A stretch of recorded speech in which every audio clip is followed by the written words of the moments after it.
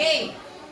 5 jari kananku, 5 jari kiriku, berbaris sejajar, berdiri berhadapan, lalu berpelukan, sembunyi di belakang.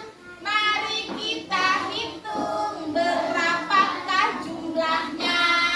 1, 2, 3, 4, 5, 6, 7, 8, 9, 10. Mari kita hitung dengan bahasa Inggris. 1, 2, 3, 4, 5, 6, 7, 8, 9, 10. Mari kita hitung dengan bahasa Sasak. 1, 2, 3, 4, 5, 6, 7,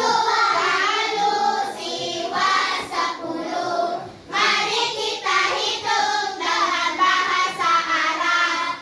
Wahidun 1, tis'ani 2, salasatun 3, arba'atun 4, khamsatun 5, sittatun 6, salatun 7, samaniyatun 8, tis'atun 9, asyaratun 10. Coba kita terus semangat dulu. Tanpa semangat.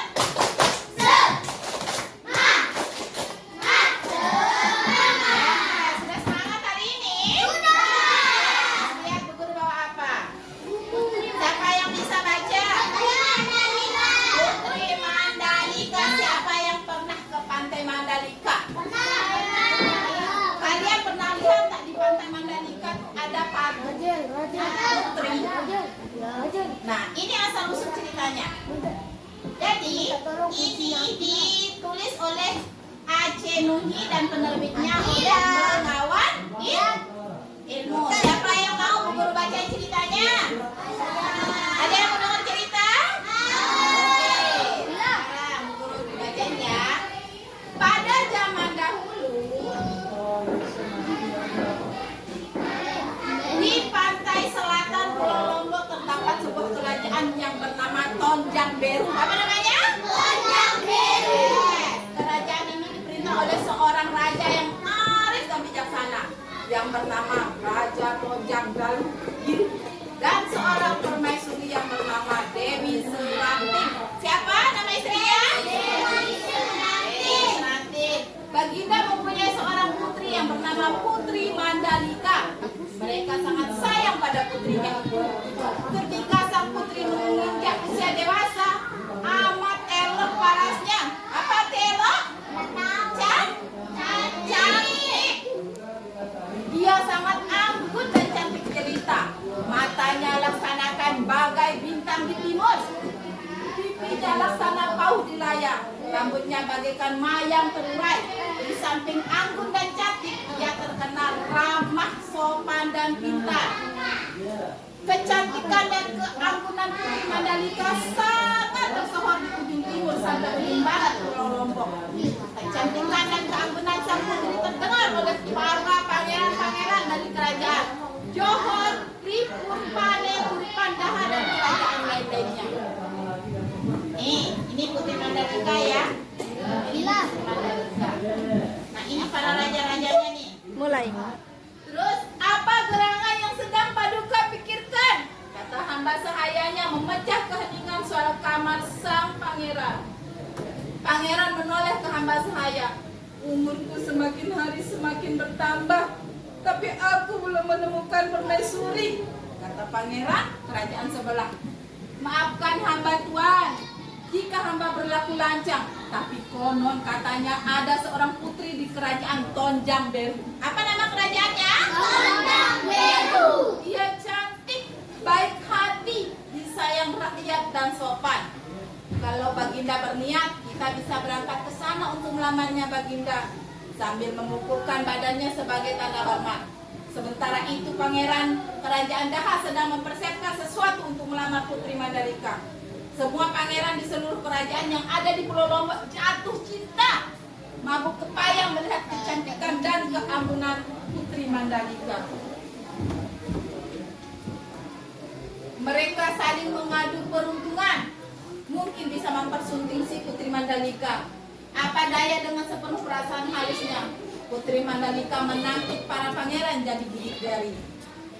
Arya berawal dan Arya tebik. Panggil Pangeran Detu Teruna dari kerajaan Johor. Hamba Tuan, jawab mereka berdua. Kalian berdua pergi ke kerajaan Tonjang Biru untuk melamar Putri Mandalika untukku, kata si raja. Ucapnya dengan sombong. Jika Putri Mandalika tidak menerima lamaranku, katakan padanya, aku akan menghancurkan kerajaan Tonjang Biru, kata si pangeran. Putri Mandalika tidak tahu harus berbuat apa terhadap lamaran yang berdatangan untuknya, disertai ancaman penghancuran kerajaan ayahnya. Dia tidak bergeming. Datu Taruna melepaskan segeger putusan Allah, sedangkan Maliawang meniup segeger jadi sutra keampuhan kedua segeger ini tak kepalang tanggung. Di mata Putri Mandalika, wajah kedua pangeran itu muncul bersamaan. Suatu hari, berita tentang akan terjadinya peperangan antara beberapa kerajaan sampai pula ke telinga Raja Tonjang Biru. Sang raja segera memanggil putrinya. Wahai putriku, ayahanda mendengar bahwa di negeri ini akan terjadi malapetaka besar. Sungguh pangeran yang pernah datang melamarmu akan mengadakan perang. Mereka bersepakat siapa yang menang dalam perang itu dialah yang akan menjadi suamimu, kata sang raja kepada putrinya. Putri sudah mendengar berita itu, ayahanda, jawab sang putri tenang.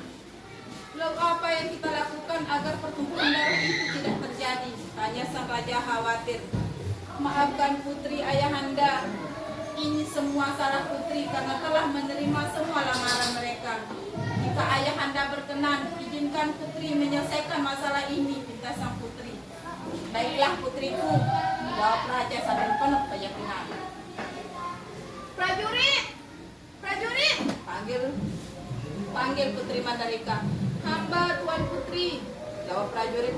Umumkan pada seluruh rakyat untuk datang ke pantai Segar Kuta pada tanggal 20. Baik Tuan Putri, tapi bolehkah hamba tahu apakah gerangan sehingga seluruh rakyat diundang ke pantai Segar Kuta? Tanya sang prajurit. Aku akan menentukan pilihanku. Siapa kiranya yang layak menjadi pendampingku?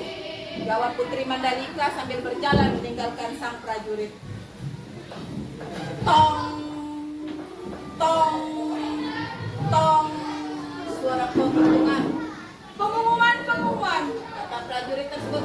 Wahai seluruh rakyat Tonjang Biru, tepat pada tanggal 20 bulan ke-10 nanti, tepatnya di pantai Segar Kuta, Tuan Putri Mandalika akan menentukan pilihannya dan kalian semua diundang. Lanjut prajurit sambil menggulung kertas yang berisi pengumuman dan membawa kentongan. Ayo kita ke desa seberang, katanya mengajak prajurit yang lain. Setiap desa dan tempat kerabat prajurit tersebut mengumumkan hal yang sama. Di pasar, di rumah, di kedai-kedai, di lingkungan kerajaan, dan dari anak kecil sampai kakek nenek pun ramai membicarakan tentang bahwa tepat pada hari yang telah ditentukan, berdatanglah para pangeran dari berbagai kerajaan, prajurit dan ribuan rakyat biasa dari berbagai pelosok berbondong-bondong ke pantai Segar Kuta. Pantai Segar Kuta bak gula yang dikerumuni semut. Bahkan banyak undangan yang datang 2 hari sebelum hari yang ditentukan oleh sang Putri Mandalika. Mulai dari anak-anak hingga kakek nenek datang memenuhi undangan sang putri di tempat itu. Rupanya mereka sudah tidak sabar ingin menyaksikan bagaimana sang putri cantik jelita itu menentukan pilihannya. Tak beberapa lama kemudian sang putri yang sudah tersohor kecantikannya itu pun tiba di tempat. Seluruh undangan serentak memberi hormat kepada sang putri yang didampingi oleh ayahnya dan ibundanya serta sejumlah pengawal kerajaan.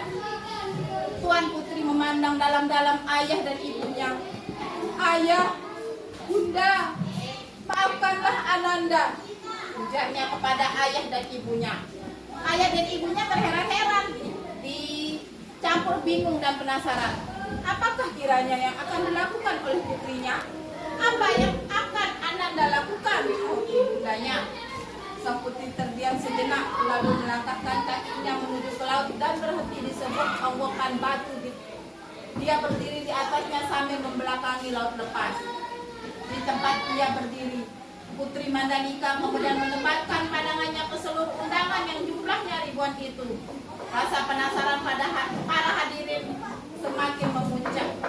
Mereka semakin tidak sabaran ingin mendengarkan kata demi kata yang keluar dari mulut sang putri, yang akan menyebutkan salah satu nama dari puluhan pangeran yang ada di tempat itu sebagai pilihan patrinya.